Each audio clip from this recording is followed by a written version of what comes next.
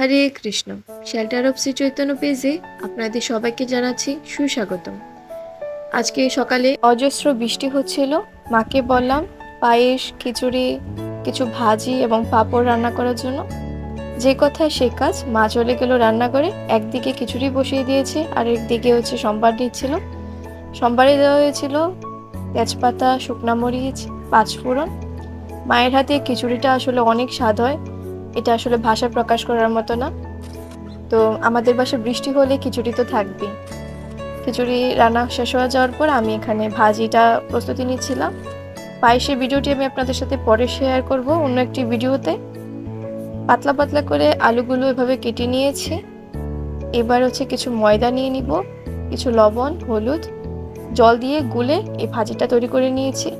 এটা আসলে খিচুড়ির সাথে খুব বেশি মানায়, তো একবার অবশ্যই বাড়িতে তৈরি করতে পারেন।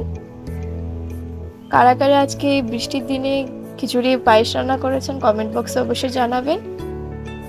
ভোগ দর্শনে দুর্ভোগ কাটে, ভোগ দর্শন করে নিন। ভিডিওটি ভালো লাগলে লাইক, কমেন্ট, শেয়ার করবেন। সবাই ভালো থাকবেন, সুস্থ থাকবেন। হরে কৃষ্ণ, প্রণাম।